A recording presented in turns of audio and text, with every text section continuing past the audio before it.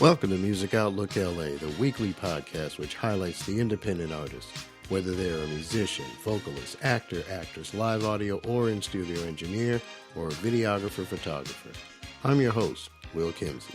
Each episode, we'll look at the gigs of the independent artist, from the venues we play to how we set up and break down, the gear we use and why we use it, and the info we hope you'll find useful as we all make our way in the entertainment industry. Music Outlook LA is brought to you by Kim Z Entertainment, LLC. Go to kim-zentertainment.com to find out what they're doing for the independent artist. Kim Z Entertainment, LLC. Independent entertainment done independently.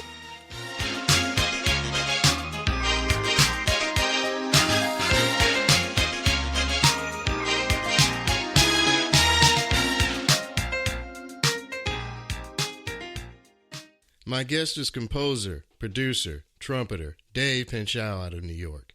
I've known Dave since the mid-'80s, as we both came out of Berklee College of Music in Boston together, and I'm a big fan of his work, where he mashes electronic, ambient, orchestral, and jazz music in unusual ways. He not only plays trumpet, but the flugelhorn and mellophone as well. His work can be heard in a variety of places on the internet, and he's also the host of his own show, Harmony of the Spheres. Today, Dave and I will talk about being an independent artist, his podcast, Harmony of the Spheres, his CD, Tales Told and Journeys Imagined, the gear he uses, his thoughts on performance rights organizations, legal protection of music works, and more. Ladies and gentlemen, this is Dave Painchaud. Dave, what's going on, man? I'm doing great, Will. Thanks for having me on. This is going to be a lot of fun. Let's hit it. I'm ready. I'm raring. I'm ready to go. And you know me. I'm way too enthusiastic. So we're going to just fly through things. We're going to have a great time. So let's just get right into it. Your podcast, sure. Harmony of the Spheres. Where and when can it be heard, and what inspired you to produce the show? Okay, the show comes on an internet radio station, actually based out in LA, out your way. It is the third Wednesday of the month. It would be on at 7 in the East and 10... 7 in the West and 10 in the East. Let me get that right. On an outlet called Lucky Star Radio, and you can find them. It's luckystarradio.com, and there's, let's see, what else is there? There's, they're on TuneIn Radio, and you can find them. So you could find them, and it's the third Wednesday of the month. So you check your calendar, and you go, there it is. That's the day. So we move around a little bit, and it is an hour. I found them, they came to me with this because we're going to talk about recording in a little while, but the recording I did a few years back, there was a lady out in LA who was my publicist for a while. I had a publicist, imagine that. But that was an interesting experience. And she was great, but I'd never done any of that. And I know that's going to be part of, this is all going to dovetail into where we're going with all this. But so she started shopping me around to to everywhere that she could, and the guy who basically runs this station was a DJ on another station, and he decided he liked the music and started playing it all the time, and so we started to get to know each other. And I just, every time someone would play me, I'd make a point of it just to reach out and say thank you. Anytime anybody played me anywhere, just as a matter of not just being polite, or being excessively polite, because I'm not sure I necessarily am that, but just as good courtesy, just as a matter of, hey, someone bothered to get me out there, and I was just blown away that was happening at all. So I'm like, wow, this is great. Whenever somebody did, I got a hold of them, I made sure I said thanks, and we just started to strike up a rapport. So the two of us are talking. This is a guy out there on the West Coast. His name is Diggy Cat. That's his name. Diggy Cat's he has a nom de guerre. I love when cats have a nom de guerre. Isn't it great? Oh, I love it. Hey, listen, look, if you don't embrace the fact that we're in this sort of alternate universe to begin with, right? I mean, you're kind of in trouble. You clearly, need medical attention of some kind, some sort of psychiatric counseling, because it's pretty, we don't live in the real world. And look, we've never lived in the real world, right? I mean, the minute you decide, deciding you want to become a musician, Or even worse, deciding you want to become a jazz musician.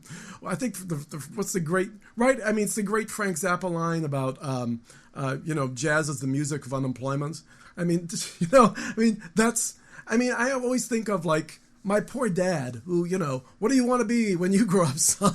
And my response was to be, I'm going to be a jazz musician. I mean, it's sort of like, running to your dad and say, I think I want to become a prison guard, Dad. That's Dad doesn't want to hear that.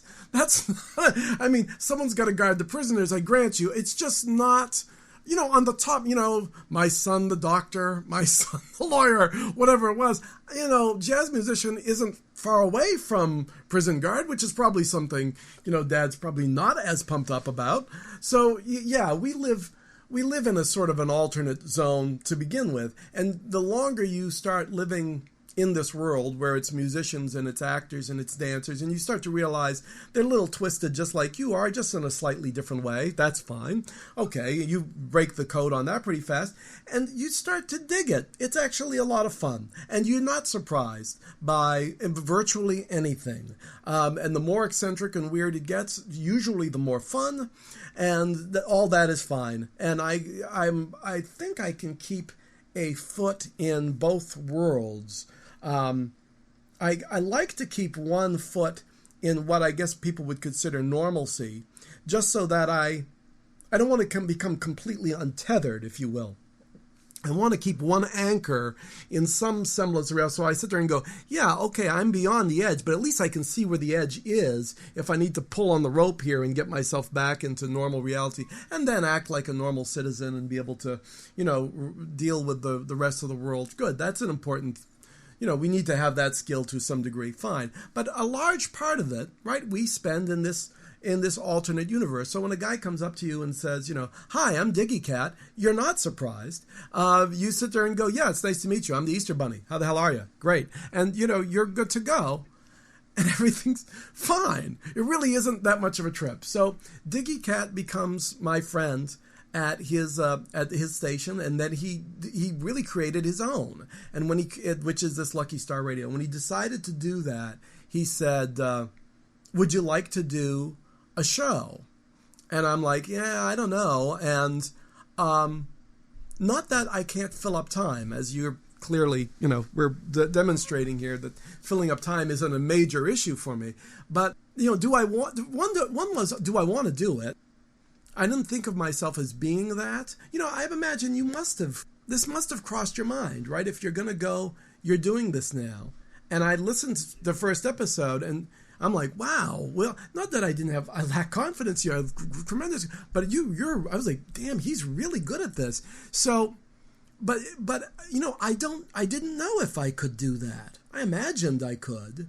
And I listened to a lot of things out there, and I think a lot of it isn't that great. So you sit there and go, but that's not a reason to do it. What have I got to contribute? What could I do for an hour? And who is listening to the station? I think that was part of it too. And Diggy Cat listens to a lot of like really, really serious hard rock. I mean, it's thrash music, and it's, it's pretty, I'm like, wow, how the hell do I get played? Well, he's an eclectic cat, and he likes a lot of stuff, and he'll play all sorts of different things. Well, I like guys like that. So I'm like, okay, no wonder we get along, because I like all sorts of stuff. And I was like, maybe for that audience who's listening to, that sort of stuff, maybe I would be a different voice to them. One, because I'm not a kid anymore. I suppose that's, sort of goes part and parcel with all this.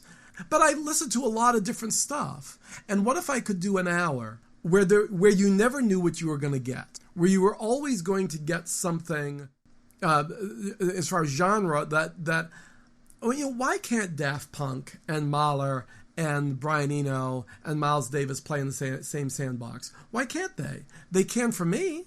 I do it all the time. I listen to all sorts of different stuff, and always have. Now, I have my favorites, and there are things that I don't think are so great. Okay. It's a matter of taste. But in the main, I listen to a real wide variety of stuff. I always have. And I've never understood the genre fight, the tribalism thing, that, we're this and we're only that, and you guys are the enemy. And no, good God. I mean, we're musicians, for crying out loud. the gig is tough enough as it is without separating us into even smaller constituent parts. So I don't think, like for instance, if you listened in some part of your life, you listened to, well, I'll give myself as an example. When I was growing up, I jumped from listening to progressive rock and like Yes albums from the 70s to Dave Brubeck, to Wynton when he was first coming up, certainly, to the Stan Kenton big bands, to Basie, which I loved and I still love, to Earth, Wind and Fire. That happened all the time because I liked all of them. And I didn't see what the big fight was. And what look, is there bad jazz music out there? Boy, that's not tough to find because it's a very tough music to do. So there's a lot of great jazz music, but in the main, jazz music is hard to do well. You can listen to a lot of lousy jazz. Well, I don't like to. I like to listen to the really good stuff. Thank you. Is there a lot of bad progressive rock out there? Oh, sure, there sure was. A lot of stuff that fell by the wayside deservedly because it was lousy. But some of the good stuff still works, and you can listen to it years and years later and go, damn, they were onto something. That stuff was good. You can listen to, I did not too long ago because I had a sort of an Earth, Wind and Fire moment recently, and was listening to That's the Way of the World from like before they were really big. And they do all sorts of different things on that record. They do things that sound like jazz, or kind of are jazz, because Maurice White used to play with Ramsey Lewis's group. He was a drummer. Right, I mean, so you hear all sorts of. Can you imagine someone having the, intestinal fortitude, the large brass ones, the pendulous hanging things, to do that today? And nobody, no one. There is no chances being taken virtually. These guys were taking chances all the time, and it actually worked. It was good, and we liked it. Mm-hmm. And so. My thought on the show was, I don't think people are dumb. And I think smart people, I think if you challenge people a little bit, or you play to their smarts, don't play to their, lowest common denominator. Don't go for the common denominator. Good writing does that. You watch a good movie and if a smart movie comes out with really good writing, guess what? Generally, it's a hit because you don't need necessarily. Yes, you've got the popcorn movies, and they make a lot, and that's fine. There's room for popcorn movies. I like popcorn. Don't you like popcorn? Popcorn's great. Everyone loves popcorn. Anyway, but every now and then something really smart comes out, and the writing is great, and you sit there and go, "Wow, they filmed that in 2 or 3 rooms," and I never even noticed that there wasn't lots of because the writing was so good, and it does do well, and there is an audience for it because I think people, frankly, have a brain, and so play to their smarts. They'll get it. If you play to their smarts, I think generally they're going to get it, and you feel better afterwards because you've done something that that you can look in the mirror afterwards and go, I didn't do a terrible thing. I did a good thing. Maybe I helped out a little bit. So we do this. I do this once a month, and Diggy has been fantastic because he said, basically, do whatever you like. I am not going to get in your way. You've got the hour. Knock yourself out. I don't have to read ads? Nope, you don't have to read ads. Great, I don't want to read ads. I could just play what I want. I can say whatever I like. And he's given me the wherewithal to do that. So once a month, usually it's stuff that I'm listening to. Sometimes there's a theme. Sometimes something bugs me or makes me very pumped and I want to share it. But there's some magical arrow of time, reason that it's all going in. Other times we're just going to have a mix. But what I usually try to find is something in common with these very, very different kinds of music. And sit there and go, well, listen, we're going to listen to this piece from this film, but was that really that different from what these guys who are doing, electronic dance music are doing? The only difference was you added a groove. I mean, it was a kick drum. I mean, is there really a difference here? And no, and it's almost performing the same function. Hey, how about that? And is that different from what you're getting from listening to, Miles playing like, In a Silent Way or something? Gee, no, it's not. It's kind of taking a trip too. Ooh, how about that? And suddenly you could break down some of those barriers. I think that's kind of what I'm trying to do. I have no idea whether that message gets through or whether people are, but I've been doing it for a while now, so it's fun. Maybe it's just good therapy. Maybe it's just something I need to do. But Diggy isn't telling me, get lost, you're an awful person, I hate your show. And so we keep doing them, and I get them out there, and they're fun to do. So is that an answer? An excellent answer. Because, I mean, like I was telling Keith on the first episode, we do this because we love it. I mean, yeah, you know, it's music. And I was going to close the show with this quote, but I'll bring it up right now. Confucius said, if you do a job you love, you never work a day in your life. So, I mean, I don't think I'm working. Yes, we do put in work to do this stuff. I mean, you're a podcaster as well as a musician, so you know exactly what I'm doing over here. Sure. But, you know, at the end of the day, it's not work because I've brought out emotion out of my audience, and they'll tell two friends and so on, just like that famous commercial, you know. And then hopefully as the years go on, as you do this, you grow your audience and you get to where you want to get. And at the end of the day, like you said, you can look at yourself in the mirror and be happy with what you did.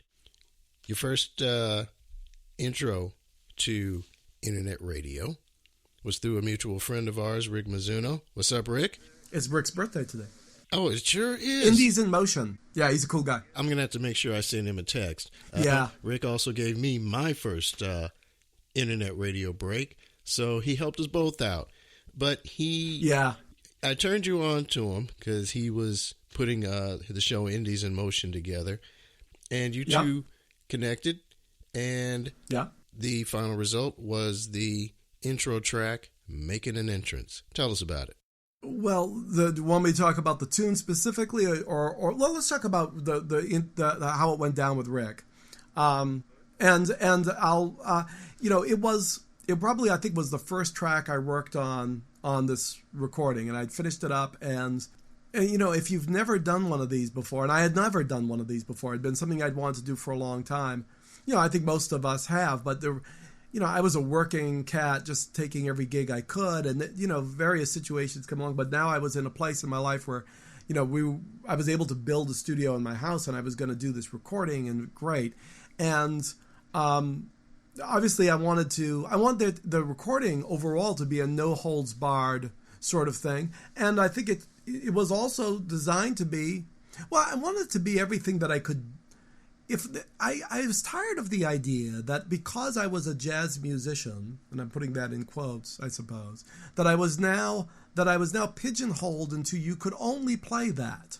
For some reason, that meant I couldn't play anything else, and that there were very strict definitions as to what I could and could not play. Now, I love straight ahead, and we'll play straight ahead all day long, but the idea, you know, I'd done some recording on other people's projects and things, and the idea that, you know, when I got the chance to take a turn at bat, why was it that I could only do that kind of music? And there was no way I was going to be able to do that in my house. Right. I wasn't going to bring in a rhythm section and write a bunch of straight-ahead tunes. And now I wasn't set up to do that. That would mean not having a home studio. I would be renting a studio. And so I was like, wait a minute. Why is it? One of the things that got me interested in the whole project was, why is it I don't get to play with the cool toys? I was watching, you know, there were 17-year-old girls getting YouTube videos. I recorded it at home. Okay, and they're, you know, suddenly all over the place. I'm like, now wait a minute. How come they get to play with the cool toys and they get to make a single on their laptop on their bed? And, you know, but I don't get, because I'm not allowed. I'm too pure for that. Oh, what? Really? No. I demand the right to get to use the cool toys, because if allowed to, I think I could do more with the cool toys than the 17-year-old girl singing her new favorite song, or a variety of other people. There are lots of people in the pop. Why does only the pop people get to use all the cool new toys, but I don't get to? That immediately makes it bubblegum? Not necessarily. I don't think I buy into that. Why can't... So if I'm going to do this, you know, if I'm going to make this jump to build the studio and do my own thing, well, then I'm going to allow myself to do anything stylistically I want to. If I want to do it, I'm going to do it. If I hear it, I will write it. There will be no, you know, there's going to be no boundaries here. Because the minute you put the boundaries on it, I think you're in trouble. So I go to town and I start doing stuff. And it's one piece after another. But the first one that really, probably one of the easiest ones to do is this tune I called Making an Entrance, because I planned for it to be the first tune on the record, and it'd be something that sounded, fairly easy to listen to, so that it would be a good way to introduce what the whole record would be about. And it's probably the track that did the best of anything that I did. It later on got played on, I'm trying to remember, it's Radio France. It's a part of Radio France that's in Paris. I became friends with a DJ there, and they played me in Paris. That sort of blows you away when that sort of stuff starts to happen. But the first experience with it was Rick Mizuno. So I had just finished the record. I think it was in June of that summer. I'm talking to you, and you say, you should get this music over to Rick, and I do. And I'm like, well, but here's the thing. You have no idea after you've done something, and I'm sure you've been in this place. There's a famous writer who talked about this. I'm trying to remember the guy's name. He was a Hollywood writer, and he used to write for tons of screenplays and stuff. And I remember him being interviewed because so many of his lines were considered iconic, and he'd written all this great material. And they said to him, you must have known when you wrote this line that it was, this was going to be really great, and people were really going to love that one. And he looked at the interviewer, as I recall, and sort of sneeringly said, nobody knows anything. And he went on at length to explain that. And what he was trying to say is that you never know when you create something. You have no idea, really, how that is going to be received. You do not know. You think you know. You've taken a guess, but you also know that if you aim the ball too obviously, things generally go flat. If you try very hard to pander, if you're, going out of if all you think about is, well, I've got to write it this way because that's what they want. They want this. I've got to write to what they want. Then you're never going to write anything that I think anybody is going to find interesting whatsoever. It's going to be bland, and it's going to fall flat on its face. And I call that aiming the ball. So I don't believe in ever aiming the ball. So you write something if you write something that you would like, that you would find to be, ooh, this will be great, then generally I think you have a better shot that someone else will feel the same way and they'll like it too. Right. That's always been my argument. But when you first release the first tune off the first record, you really don't know how that's going to go. I mean, someone could listen and go, yeah, I've heard a million things like that. Yeah, I can't talk to you right now. I got to go. Sorry, got a call coming. Can't talk to you now. Got to go. They're distracted. They're not going to listen to you. You're not going to get the time of day, right? And you're sort of dreading it as it goes out the door, going, oh, God, I'm about to get punched in the face with a ball peen hammer. God, this is going to stink. I'm ready. Yep, go ahead. Hit me right in the eyeball. I'm ready. And that doesn't happen. Mizuno gets back to me very quickly. He says, I love the tune, man. I'm going to use it. I'm going to put it on. You listen at this particular time. I'm going to play this thing. Right. And I'm like, whoa, really? Okay. That's never happened to me. I've been playing like you. I was a working cat for a long time. Played every gig known to man. All right. I mean, good ones, bad ones, in between ones. I really did do them all. A lot of them being very bad. Terrible Weddings, Your Elbow in the Veal Piccata. All the things that you can think of.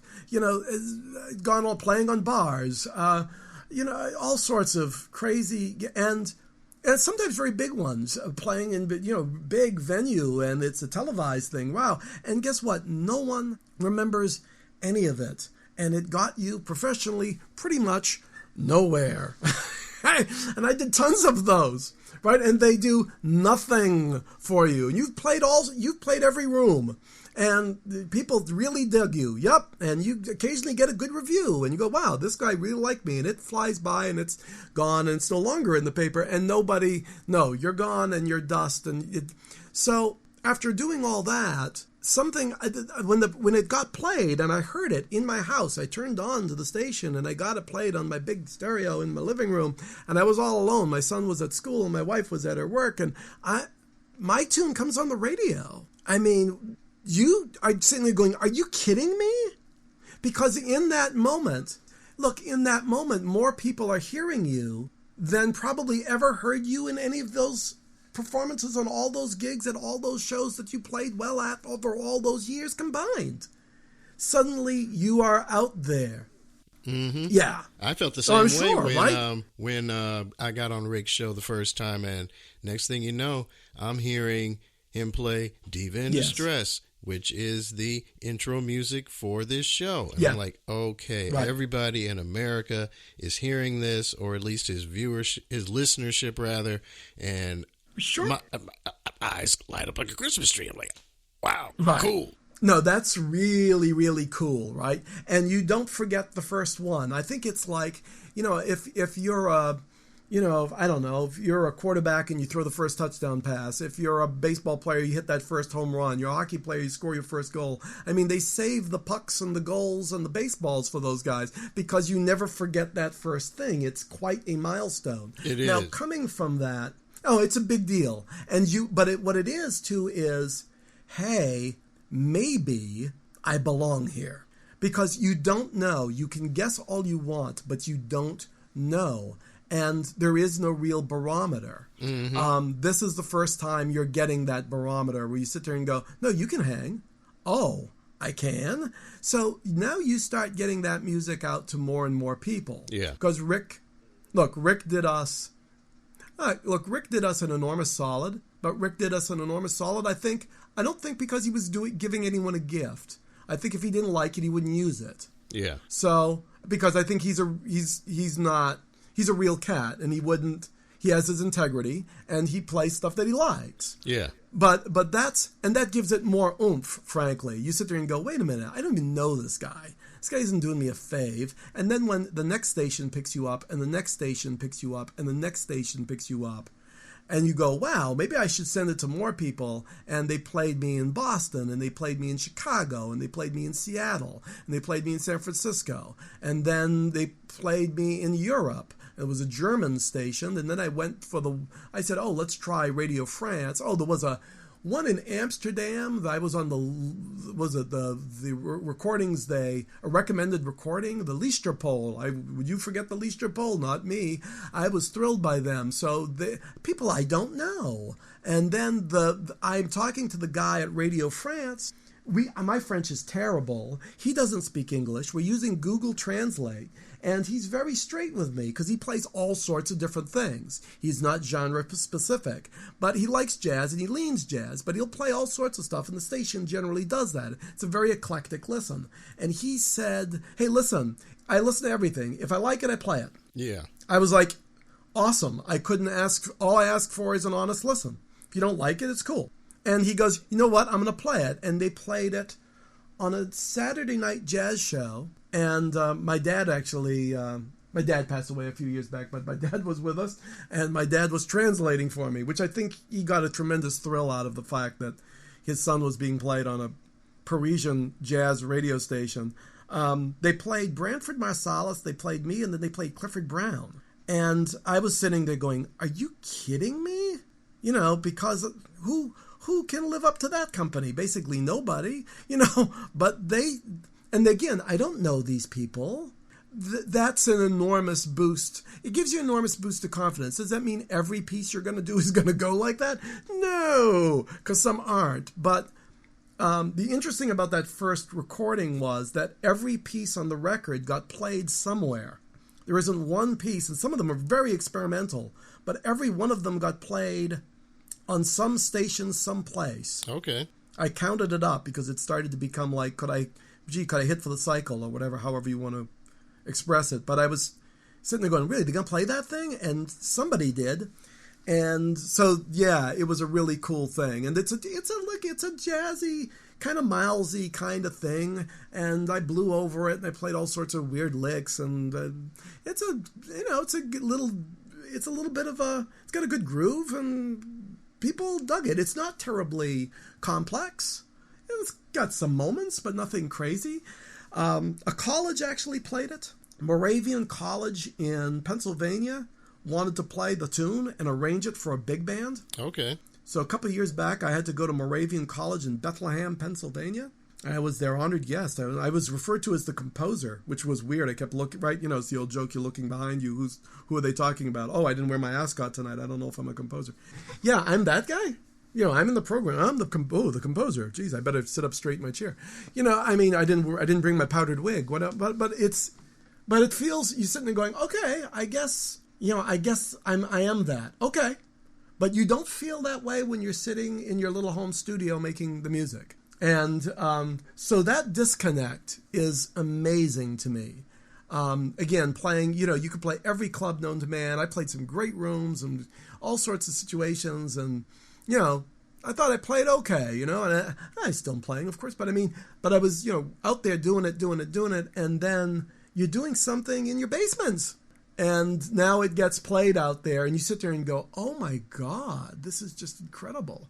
So that's kind of how that first track sort of went down. Cool. Hey, you just managed to answer 3 questions simultaneously, so I don't even have to ask you those questions. But just to touch real quick, so all of the material that you just spoke of is off of the CD Tales Told and Journeys Imagined, right? That's correct. And now there's a new one. Now I'm finishing out a new one. Now the new one's going to come out, I think, probably first week of September. There'll be new recording. All right. Which is going to be very different. Okay. Because, yes, you do tend to take different genres and mash them all together in quite unusual ways. But it's all cool. Well, I mean, we all listen to a bunch of different stuff. So I really like the things that you've done. I've always liked the work that you've done. I mean, I have another song on one of my CDs called Sunfire. You're very familiar with it.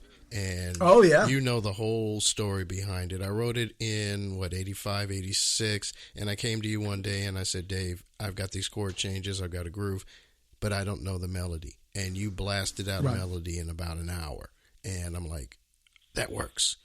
And performed the song at Berklee at my second recital, and it went over well. It's now on my CD. So, like I said, I've always been a fan of what you do. I like it.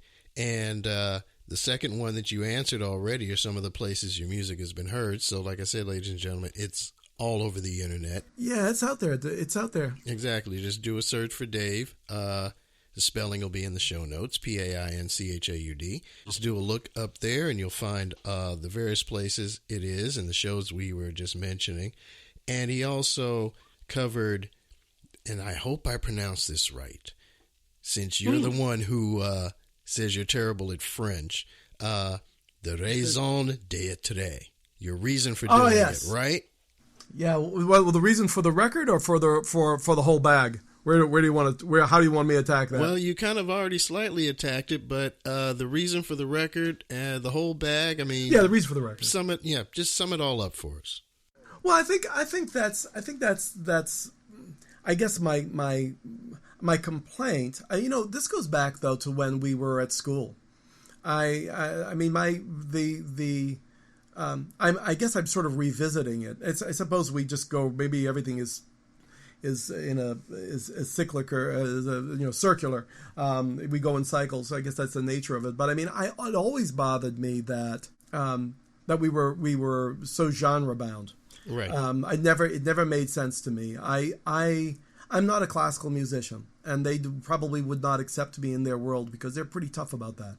But I think I know it fairly well. I think I know it really well, and I will go to classical concerts and just have a fantastic time because I love so much of it, and I just love the depth of it. I love just sitting there and being immersed in it.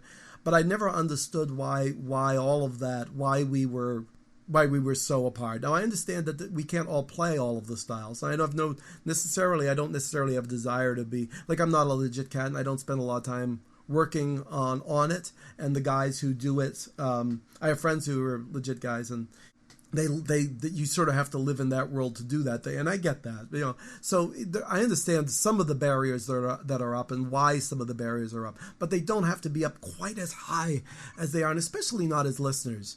Because I think that's where we all start. You said something earlier when I think you quoted Confucius. You mentioned the key word of emotion. Mm-hmm. So much of what I run into, and I don't want to express this. I want to be careful how I say this because I don't want it to come out of a negative feeling. I'm angry about this, therefore. I don't want to necessarily that be the reason for doing it. But when you see, and I see it in a lot of styles, I see a lot of musicians who I think are missing it. I see it. I'll give you examples in virtually every, and you could find it in virtually any style. So this crosses over. This isn't an indictment on any particular group of humans. For instance, I went to see New York Philharmonic play one of my favorite pieces, Scheherazade by Rimsky-Korsakov, a few years back. Mm-hmm. And the conductor is a guy named Gilbert, as I recall. His last name is Daniel Gilbert. Yes, he was there for a few years. And Daniel Gilbert is known for doing really modern works and being a great conductor of modern works and being very austere and very... I'm sure he flourishes when he's dealing with those kind of pieces. But on this particular evening, they were doing, late romanticism, Russian romanticism. I mean, it's pretty... You can't have staid, careful Russian romanticism. It jumps at you with it. It's got lots of energy and it's got a lot of passion and emotion and strength. And look, they're the New York Philharmonic. They sounded great, right? They didn't, but that New York Philharmonic, they sure sounded terrible. No, they're the New York Philharmonic. They sounded great. But I did notice as the performance was going on that it lacked in emotion, that it wasn't as... I want my Russian romanticism not to be Russian romanticism. I want to be Russian romanticism. I want to feel it. He had all the horses in the world. He had unbelievable, orchestra, and I felt like he was holding them back, as if he was embarrassed to be too emotional and too passionate and too romantic. And I was like, good God, then don't play Rimsky-Korsakov. Please go play, more Berg and Schoenberg, if that's what... you could do a whole night of Webern. I'm sure you'll pack it the place. People will love it. But I mean, if you can't dive into it and love it, then geez, don't perform the piece. Now, was it a terrible performance? No. But I did notice it. I did sit there and go, man, I'm not terribly picky, but man, I want my Russians to be a little bit more. I want it. Okay, I'll give you a jazz example. Don't go see much jazz these days. Because increasingly I find that the music is either trying to be a museum piece, they're trying to recreate, like let's all go see the Jazz at Lincoln Center Orchestra try to sound like Basie. I don't get that. I don't get it, man. If I want to hear 16 Men Swinging, I'll pick up my Basie records. Yeah. I don't need to hear an impression. Now, it's great to see it live, sure, but you know what? It sounds like an impression. They're very good. They probably play better than the Basie band. As individual musicians, I think they're probably better. That doesn't make the music better. That doesn't make the music more... It doesn't connect with you the way... If Basie was there, and we were listening to Lester Young, and it was, Papa Joe Jones on drums, and it was that band... I'm sorry, I want to go see that band. I want to take a time machine and see that band. I don't need to see Wynton's hand-picked bunch of guys who are perfect, play perfectly. Who wants to hear perfect jazz? I don't get it. Jazz is not an obstacle course. I had a lesson once, not a lesson, I actually spoke to Art Farmer once, who's a great flugelhorn player, jazz musician, and a guy I had a lot of respect for, and I saw him play several times. And one of the things I loved about him is that the guy he was the George Gervin of jazz. You'll know where I'm going with this. Mm-hmm. George Gervin was a basketball player who'd never have a spot on the floor. Everyone has a favorite spot they want to shoot from. Yeah. George didn't. George could shoot from anywhere and the ball went in the hoop. George was just great. George had no issues. All right, but so it was hard to defend because you never knew what he was going to do. There was no pet move. There was no, this is his go-to. He didn't have a go-to. He just kept hitting shots from everywhere. Art Farmer didn't have a pet lick. Yeah. He never played the same thing twice. He was always original. Mm-hmm. Everyone has a pet lick. Everyone has a get-out-of-jail-free card. He didn't. Yeah. And so whenever I met a famous musician, I made sure I had a question to ask them that was actually relevant, rather than just, I love you, I love your music. I tried not to do that to them. They don't need that. I didn't need that.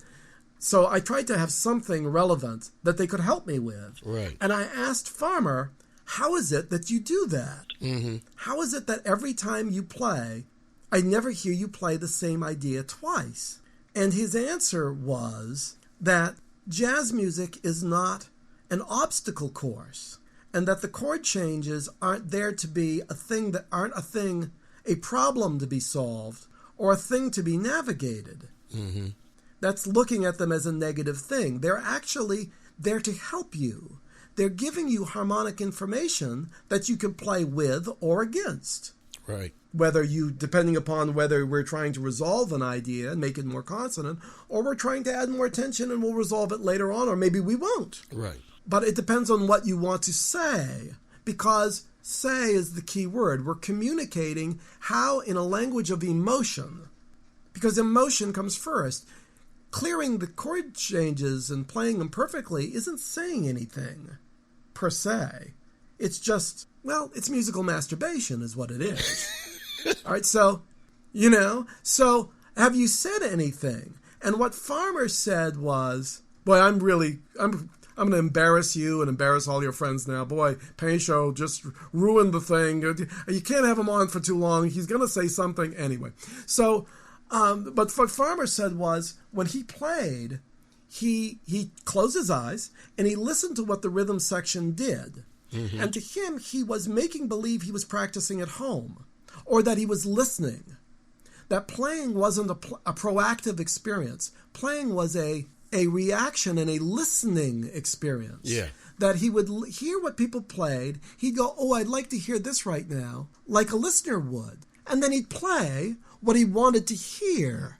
He never worried about audience and chord changes. And he was an accomplished enough musician so that those things were not as much of a problem as they are when you're younger and you're having to go through those phases. Obviously, he was way beyond that, but that's fine. But he had gotten to a point where it was all about what he wanted to say and how he wanted to, and that he would play something essentially for himself that would touch him.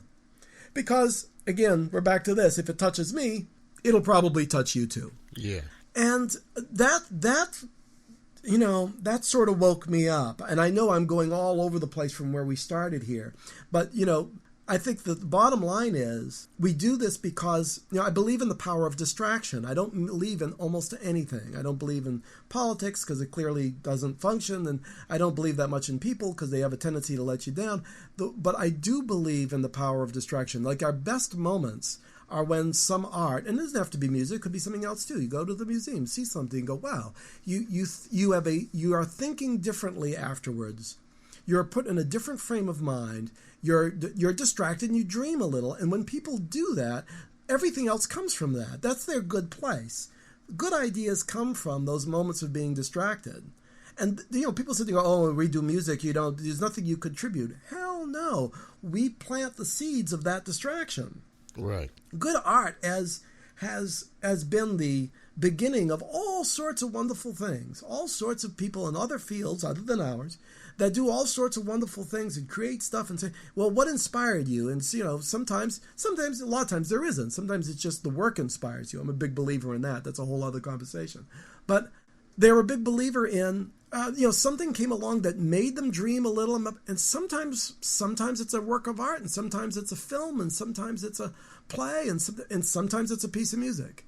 And they made them think about things differently, and that cracked open a whole other place to go, and their idea. So I think we do contribute something.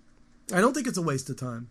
I think it's important. I'll be honest with you. Now, just because you can't factor in how important it is, right? You and I can do something, and it's like message in a bottle, right? We throw it out in the ocean, and it does whatever it does, and we don't know what it's going to do, and we have no idea what effect it's going to have on other people. You really don't. But what if it hits enough people? What you can know is that it will affect them somehow. Yeah. What it will make them do and how it will affect them, we don't know that. Everybody finishes a work of art in their own mind. So they'll decide for themselves what it means. It doesn't matter what the hell you and I think it means. They're going to decide what it means. Great. And it means that for them. Wonderful. And then they can, but so that's kind of the purpose, I think. I think, you do something that you feel strongly about, and if hopefully it hits people emotionally, then that's the gig. Now they'll be distracted and they'll do whatever they do, but maybe they'll do it in a better way, or maybe in a more human way, or in a more forgiving way, or maybe their emotions have been opened up a little bit, so not so cranky. Mm-hmm. You know, I always, somebody asked me when I was doing like a masterclass thing for some younger musicians, and, you know, they asked me, you know, what is the purpose of this? And I think I did okay with this one. My explanation was that, imagine this happens every day. A person comes home from work, and they've been through the mill. It's been a tough day, and they open the door, and their dog is sitting by the door. And as they open the door, they hit the dog, and the dog sort of scoots and, you know, does this sort of thing. Mm-hmm. And they look at the dog and go, "Get out of here, you cur!" Arr! And they kick at the dog, and the dog runs away. And they're not mad at the dog. They just had a terrible day, and they're in a terrible mood. They're in a terrible place. Yeah. Okay, and that's what happens every day. And that now they've gone about their day, but maybe they heard something creative you did. Mm-hmm. And they went to a concert, or they heard it somewhere, and it changed their mood, and they're a little in a different place. And then when they open that door to go home, the dog is still there, and the dog goes, woo, woo, woo. And the guy goes, "Oh, whoa, sorry, I didn't mean to hit you, my friend. How are you, buddy? How are you doing today?" And they pat the dog, and the dog is happy and everything, and life moves on. And you go, okay, so what's the point? Well, the point is that we saved the dog an ass whooping. And that's kind of our gig in life. You know, we're just trying to make the world a slightly better place. And if it's saving a dog an ass whooping, well, that's good. That's a start. We'll take it. We'll take it wherever we can get it. But if we can make things a little easier, and our music does that, hey, and guess what? Are we allowed to make a living at that? Yes, we are. We could actually, you know, we could sell our music. People might buy it. Yeah. Imagine that. You know, so that's one of the big hopes it's a worthless profession. Is for somebody to come along and just buy everything we got. But, you know, it's going to do what it's going to do. Hey, let me... it's going to do what it's going to do. Yeah, let me just jump to this one real quick.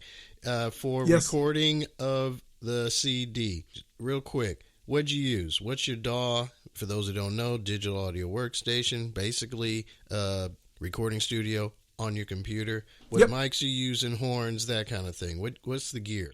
The gear is, again, boy, I haven't been good at being brief, but the brief version is, I wanted something as simple as possible. I felt that if there's a stack of books that's like an encyclopedia, it's incredibly thick, it's a tower of phone books, you know, whatever, you know, you want to describe it as, and I have to get through all that. By the time I'm done reading it, it will no longer be a usable system because it will become irrelevant. Yeah. So I want to find the simplest, most streamlined way to do things as possible, because I think you don't need crazy amount of stuff. You just needs to be able to have something that you can quickly use. Right. So expedience was my key. I have an old synth that goes way back. Well, I plugged that in. I have another keyboard. Okay, it's not much, but it's okay. I had a guy advising me on it who helped me to not soundproof my room, but sound condition my room, so I could get rid of first reflections and I could learn how to record in here.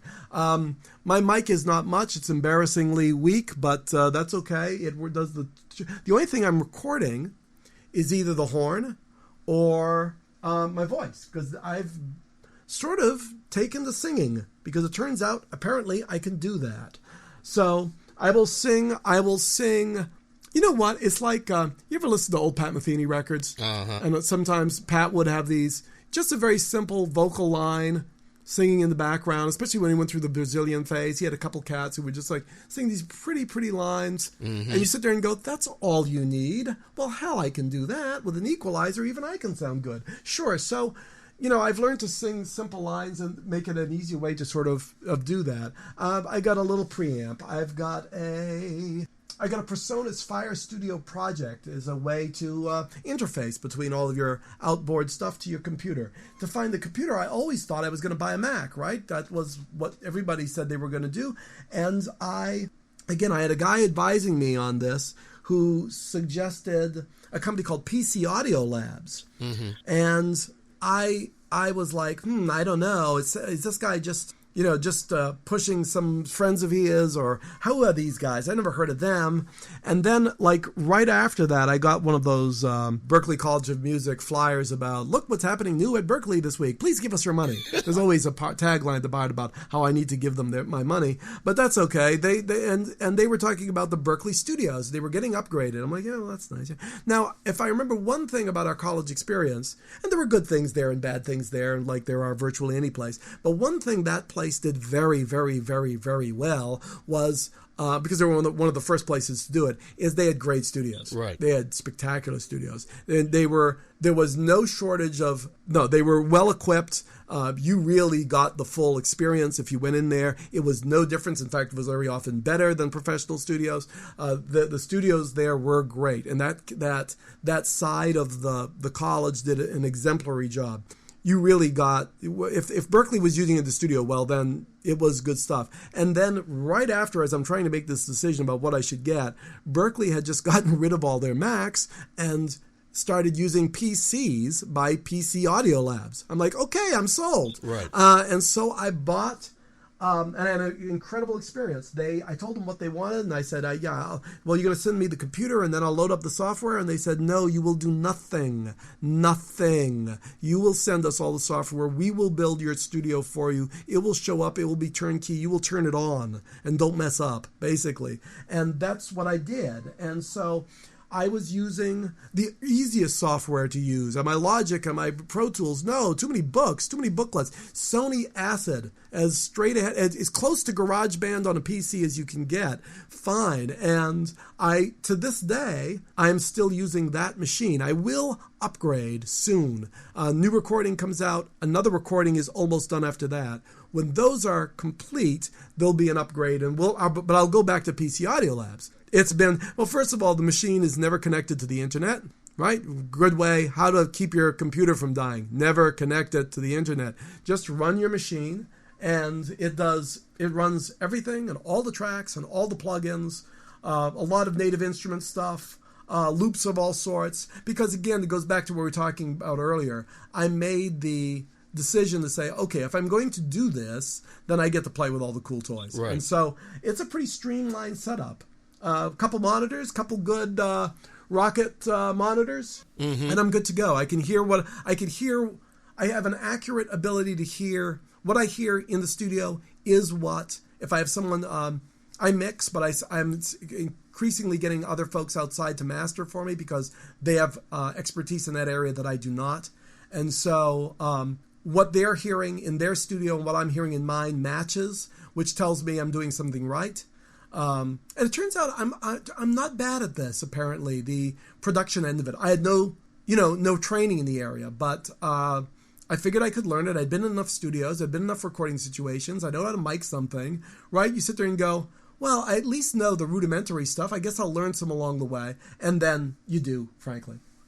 Congress, earlier this year, had signed into a bipartisan act known as the Music Modernization Act. And for those who don't know, its basic bottom line purpose, it's a very lengthy read, but the bottom line purpose is it's supposed to raise the amount of pay that we content creators get for our content when it is streamed on the internet.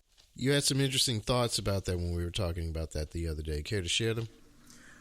Sure. I guess the first thought is, and not to come down on everything and be negative. In fact, I think I'm being the opposite. I'm trying to be as positive as possible. Look, moving the needle at all, when the needle hasn't been moved in 80, 90, close to 100 years, is better than not moving the needle. So the fact that it is being addressed at all is okay. That's a good thing. I'll take it.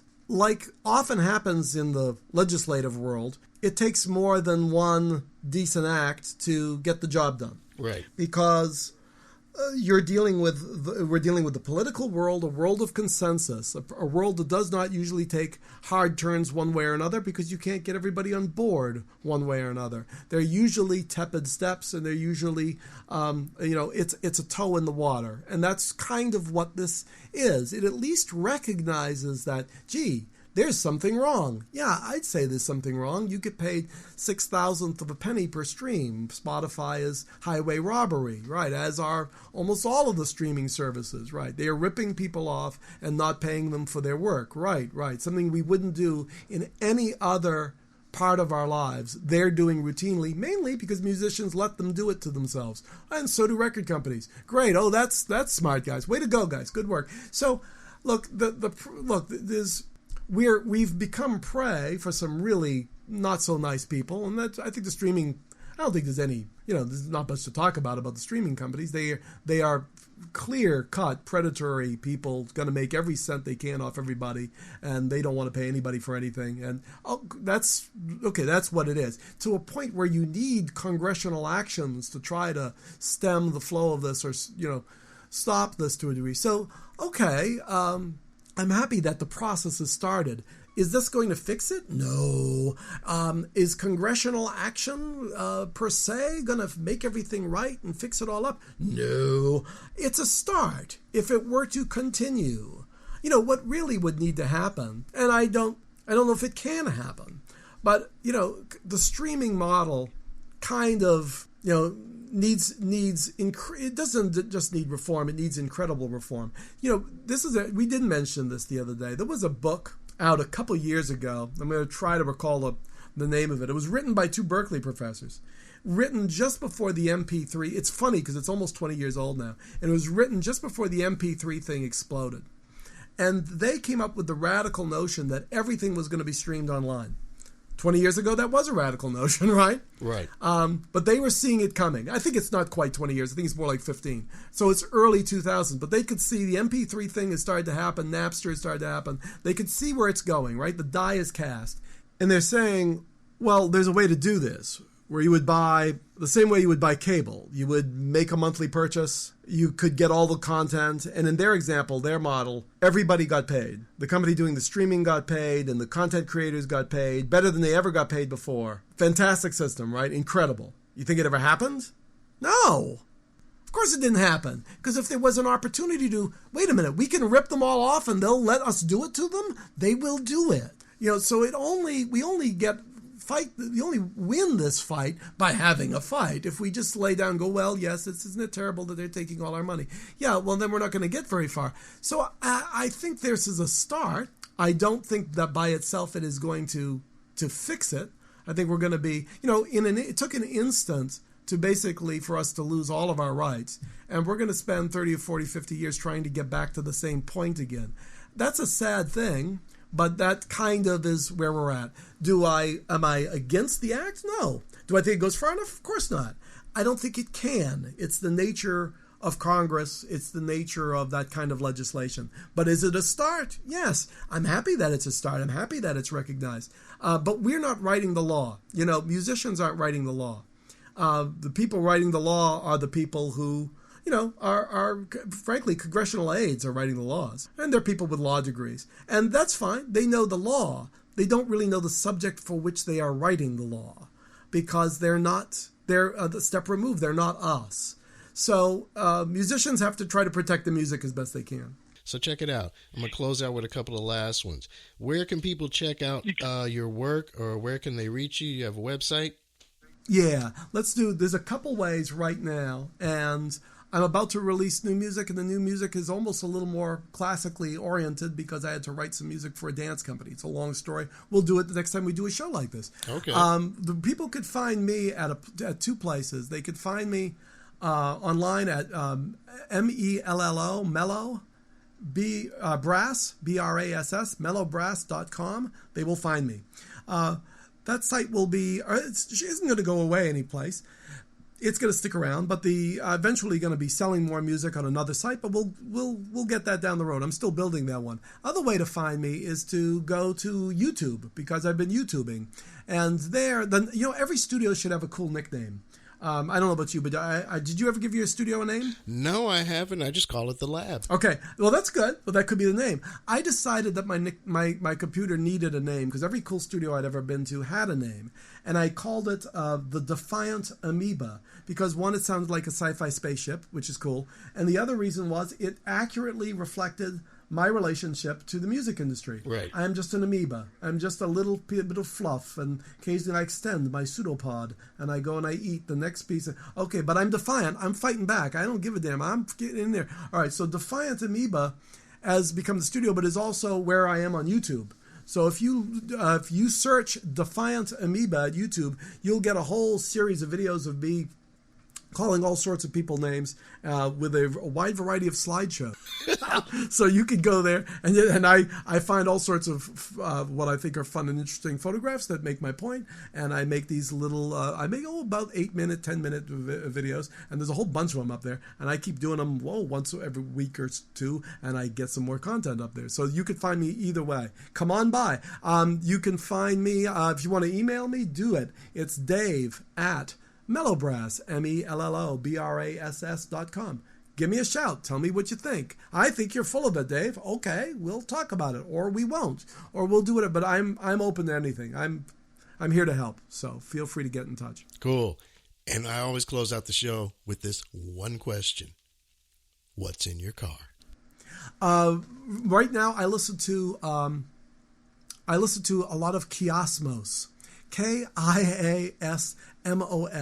This is a dude from, I think, Iceland, and another guy, I think maybe from the Faroe Islands. Very remote, weird places. So this is really minimal sort of stuff, somewhere between Philip Glass. If Philip Glass met a groove, it would sound like this. So it sounds very... it's kind of pretty, and you're not sure if it's really pretty or it's just the beginning of, like, the high level of depression, but it's something, and then suddenly, and the obligatory,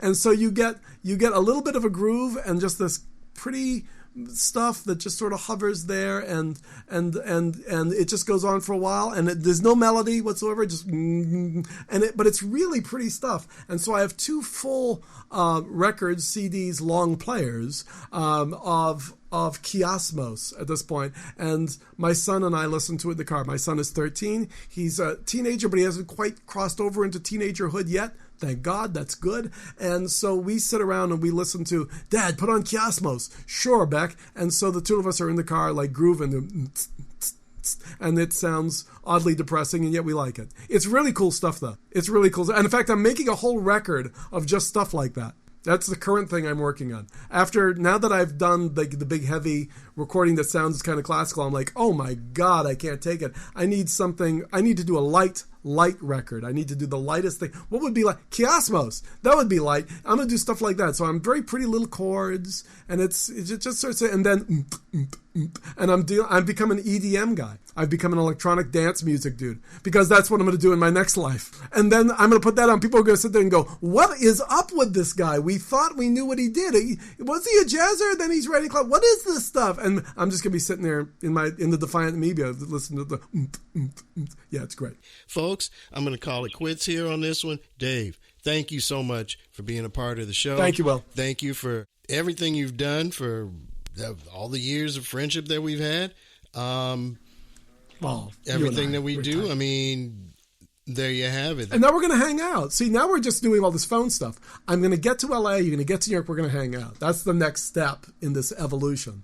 And then we're going to listen to if you come this way, you get to hang in my nice new car, and we're going to listen to, I'll put you in the beautiful red leather seats next to me, and you can listen to Kiasmos with me. And we'll just bop around like, the Hudson Valley. Like, it'll be great. Well, what we're going to have to do is cross the George Washington and go over into Teaneck and see Keith. Oh, well, that's cool. That would be a hang. That would be fun. Ladies and gentlemen, thank you so much for tuning in. This is Will Kimsey, a.k.a. WK Music. The show is Music Outlook LA. The guest, Dave Painchaud. You can check him out at mellobrass.com and on YouTube at The Defiant Amoeba. Check him out. The CD, Tales, Tolls, and Journeys Imagined. He's got some other stuff going on. And if you happen to be just tooling around looking for something else to listen to, you can hear some of the old episodes that I've done for Rick Mizuno, which we mentioned earlier. The show is called Indies in Motion, and you'll be able to hear that song making an entrance that Dave provided for Rick's internet radio show as his intro track. So, folks, you all take care. I'm out. Peace.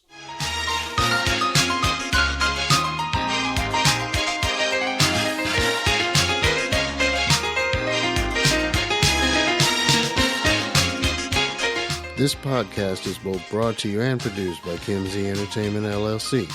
Music Outlook LA is a copyrighted broadcast of Kim Z Entertainment LLC. The views and opinions expressed on this show are not necessarily those of Will Kimsey or Kim Z Entertainment LLC. Any rebroadcast, reproduction, or any other use of this product without the express written consent of Kim Z Entertainment LLC is strictly prohibited.